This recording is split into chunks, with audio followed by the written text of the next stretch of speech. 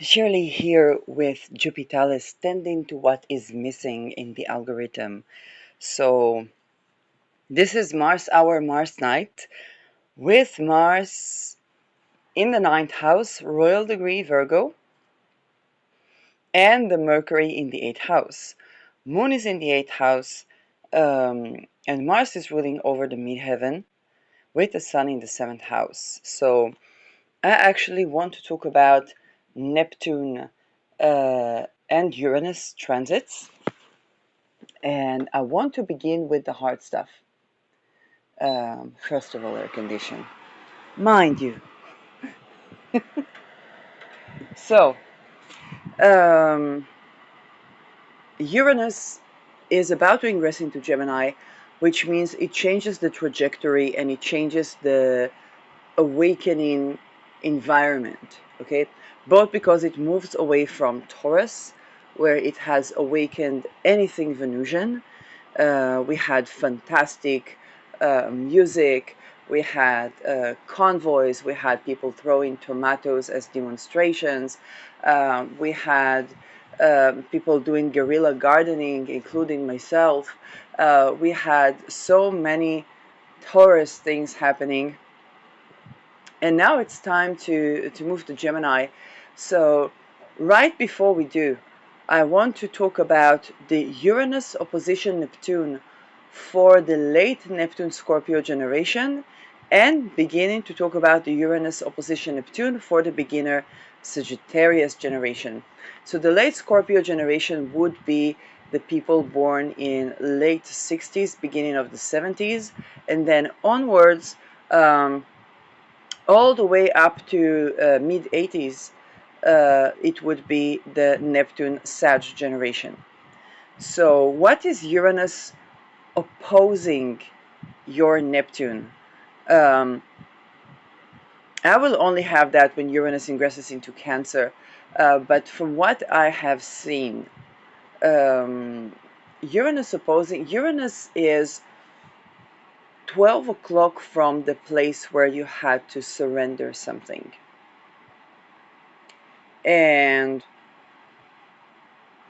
whatever you have in the end degrees of Taurus, okay, talking first to the Neptune and Scorpio generation, whatever you have in the end degrees of Taurus is a place there was perhaps even some sort of a fog about, or it required you to surrender the Scorpio placement. Okay, for example, classic would be a 10th house, 4th house.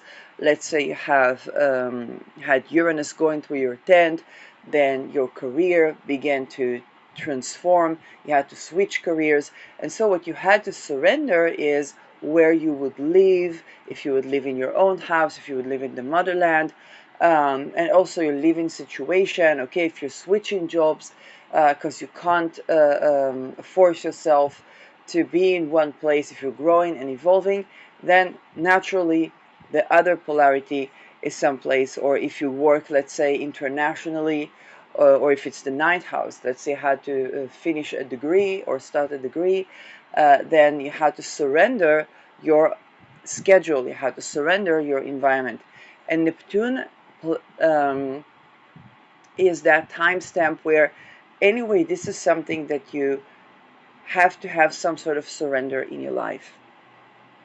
So in Scorpio, it can take all the road from surrendering the time where you have a transformation and the outcome of that transformation.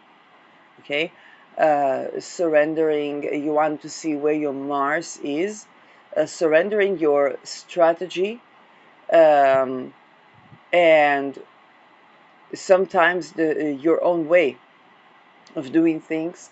But it is not only surrendering, it is also miraculous healing. Okay, so for you, you may have learned to work with the part that, with Scorpio, there can be an obsession that culminates and burns into ashes something, so that there is a beautiful rebirth. And Neptune requires to surrender just that. and the tendency to control that the Scorpio has wherever it has, juxtaposed with the mythical, the fog. It can be mythically scorpionic, but it can also create an extra sense of helplessness to the already turmoiled Scorpio that is suspicious, and so on and so forth. Uranus opposing that point is, if you think about yourself as the underground ocean, then this 12 o'clock from you, there is a revolution. But there is a revolution just on that place where you counted on having a trajectory. That was the fixed land. You think about yourself as, I know it is Scorpio, but you want to think about yourself as the ocean, and the shore is now evolving. So let's say you counted on your daily routine, or you counted on your trust in God, or you counted on a parental figure, or you counted on your partner, okay? Uranus going through these last degrees of Taurus, and for the previous Neptunian, it's just like, oh, now you remember to say that. Yeah, I noticed that now.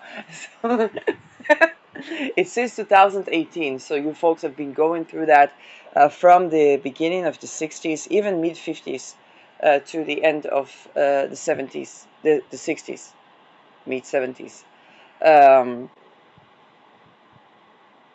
Yes.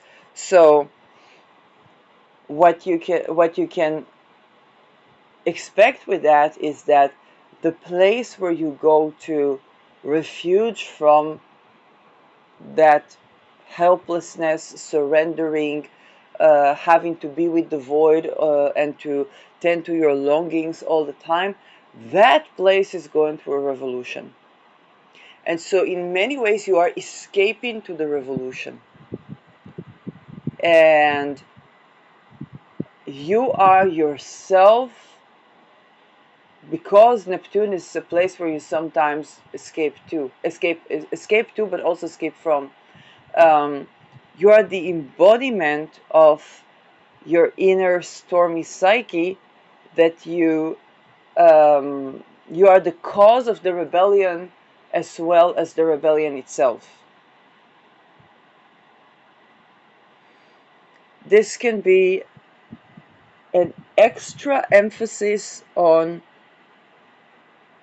awakening the place where previously you had to surrender and rebel against that helplessness. So it can be, for example, let's say Mars. It can go to, let's say, how to surrender certain aspects of the way you express yourself sexually. Okay. Um, yes. Let's say it's a seventh house. Uranus arrives in, and that reawakens. Okay, so now you're kind of like, hey, I don't want to have to surrender how I express myself, or I don't want to have to surrender my way, my path. And this juxtaposition reawakens something that creates a very deep crisis and transformation, where it kind of reminds me of the Me Too, where we said,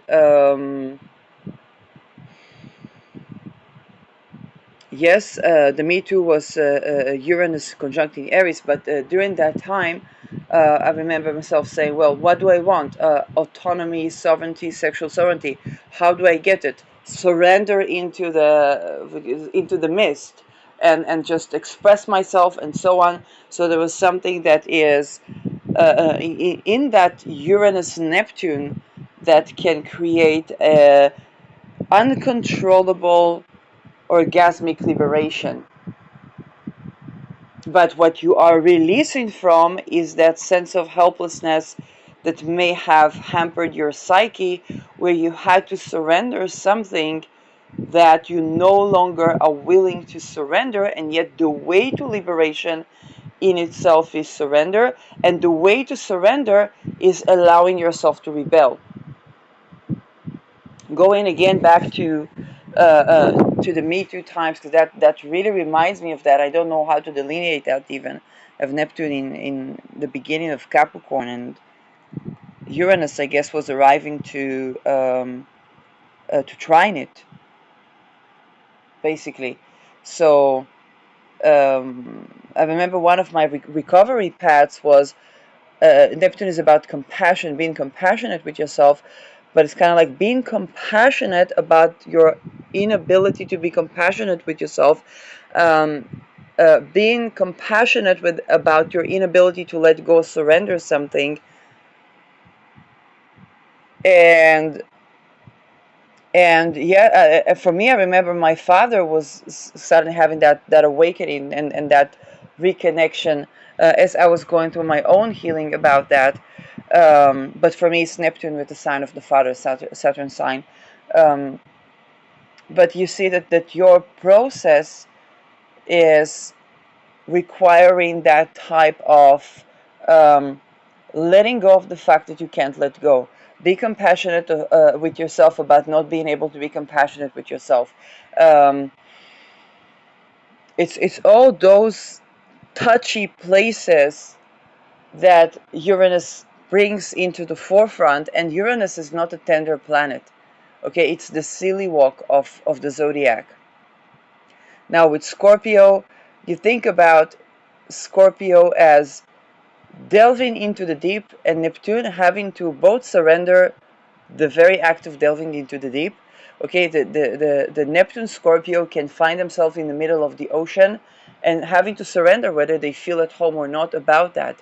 Um, or at the same time, the scorpionic drive to go into the deep, to go into the core of the issue, and then the Neptunian complete dissociation around that. I remember, recently I tend to like drop the Peter rings, da da da da da da da da da da, and then I'm standing face to face, but very simply put, it's like, who is your psychologist?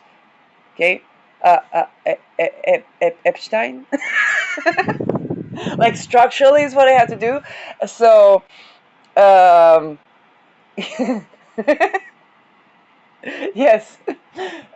So this is where the Scorpio wants to go to the core of the issue and change that, and then Neptune is kind of like, whoa, wait. That dissociation is needed, and Uranus is um, it's that thunder, lightning. I'm trying not to go into electric shock. Shock, but also kind of it can be quite traumatic as well, where um, 12 o'clock from what you're going through, there is something that sparks it all up, but in a crisis of awakening. And if you have placements in both Scorpio and Taurus, you might feel the tug of war between these polarities or that axis coming to full fruition. So your Taurus place wants something that is predictable, something that is peaceful, and sometimes for many of you, think about it as the 10th house and the 4th house. I mean, if you have a Scorpio 4th house, you come to the 10th house to relax, or if it's the midheaven, okay? So the Taurus is where you come to relax, and there has been a Uranus in it in this since 2018, but now it is culminating for the late Neptune Scorpios to that place you have escaped to is now going through tremendous revolution, and the place that, and you just you very likely at one point or another submerge yourself into that revolution, which only causes you to trigger yourself more, but at the same time awaken something so deep that you have been dissociated from even, which is why it can also be shocking, disturbing. The thinning of the veil. Okay, think about Uranus. If you think about Neptune as the thinning of the veil, Uranus doesn't slowly and gradually lift the veil. Uranus just like whoop, and and and there was and we also have to be compassionate with the entire process, because there was a reason that the veil was there to begin with. And this is a transit that, just like the square, but particularly the opposition, is 12 o'clock for you, from you, and you're scheduled to observe. And this is, if this is like a first house, seventh house thingy, you want to be completely, you know, you want to first understand the fact that your partner is not doing that on purpose. And your partner wants to be, if you are the partner, let's say you're the Taurus ascendant, you want to understand that your partner is not being evasive on purpose, or not try to manipulate you on purpose. It's just something that the veil has been completely lifted, and usually in a couple of strokes of, the paintbrush, the veil has been completely lifted, and sometimes the parts playing the Uranus won't even know, and the parts playing the Neptune are completely dissociated. I have a 22 Mars uh, next to some of your Neptunes, and you can think about it as, yeah, I've been tending to satanic ritual abuse for several years, not knowing that I'd gone through a satanic ritual abuse. I mean, that's the nature of this thing, right? I mean, it is being completely dissociated from what you're doing or why you're doing that, and surrendering that. And for many of you, you have planets on both Scorpio and Taurus. So now the result of this is going to be liberation, but it might not feel like that in the beginning. Okay? Um, and so it's very likely at the point of you want to make something go away, but both Neptune and Uranus won't let that go away until it is tended to, resolved, um, and it is your utmost helplessness that is, with Neptune leaking in some, even if it's not in the 10th house, or next to the midheaven, or in the 11th house, something that is an innermost secret is leaking, because this is the nature of Neptune. And Uranus, it's sudden, and it can also go viral, and that is something that that people didn't think that could be. But what's important is that, that actually happened to me with my Uranus tri Neptune. Okay, only now I understand to what extent how international that viral thing was, because I had Mars in the ninth house. I have Mars in the ninth house that was ruling over that Uranus. But that was my innermost things that I was not even comprising went viral to that extent. So for you, it might be a crisis of discovery. The things that perhaps you were dissociated from and didn't even remember are suddenly viral, or become a viral meme, or yes, or and the veil is completely thinning. But with Neptune, it's not that the veil is thinning. You are a part of the generation, but it is you personally, your innermost things that you have been completely dissociated and maybe genuinely did not remember. The veil is lifting. It's like you ran into some old picture, old person, um, event, a news article that emphasizes on something that you didn't even know happened, like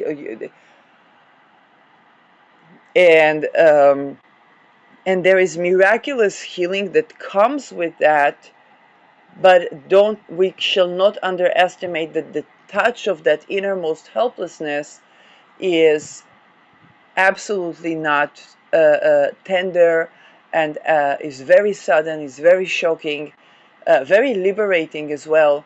But it can take time to kind of enjoy the aftermath, which will only be as Uranus proceeds deeper into Gemini. Now, let's talk about the Neptune Sagittarius. It's very much the same, except that the helplessness has been around something that is to do with your worldview and your belief system. Again, if Taurus or Scorpio have been in your ninth house, this also pertains to the previous Neptune generation. But with Jupiter, maybe you had to convert to a certain religion, and now there's a religious revolution, there's a backlash, and it's happening 12 o'clock from you. Okay, so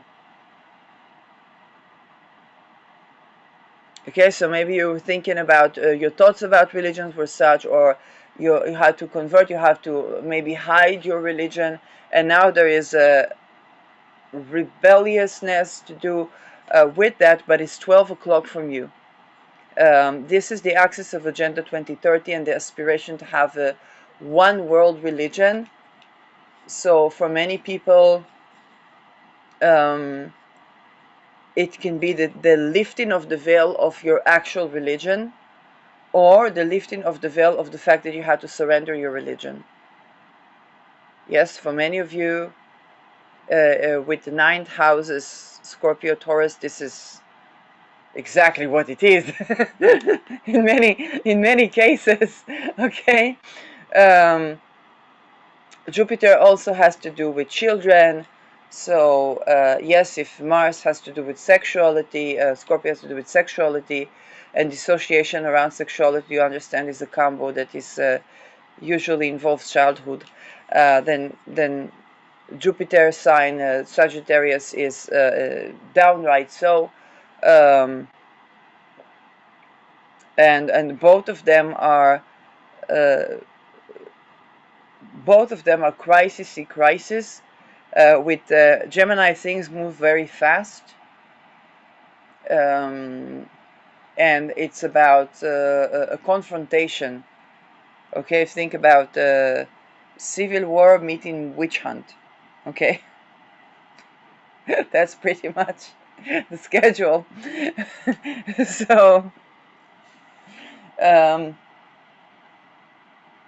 So it's kind of like, oh, you escaped the witch hunt to the city. Now there's a civil war. But then, if you are on the side that wants to liberate from slavery, you might be on the good side. So you might be completely liberated, not just from having to convert to religion you don't believe in, but also from having to surrender your status or places where you would be enslaved, not just spiritually, but also like in terms of labor. And you might be liberated from both, but boy, is that not an easy transit. So my utmost warm regards to the people who are going through that.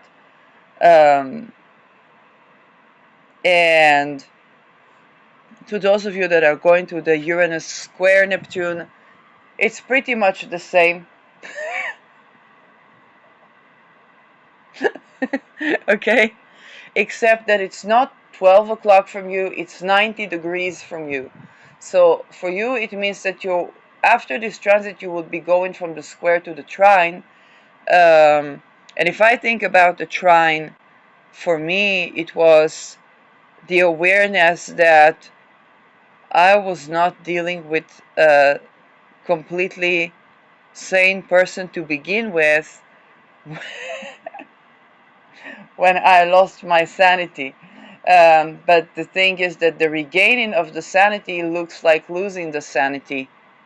And this might be a key for a lot of you going through the opposition as well.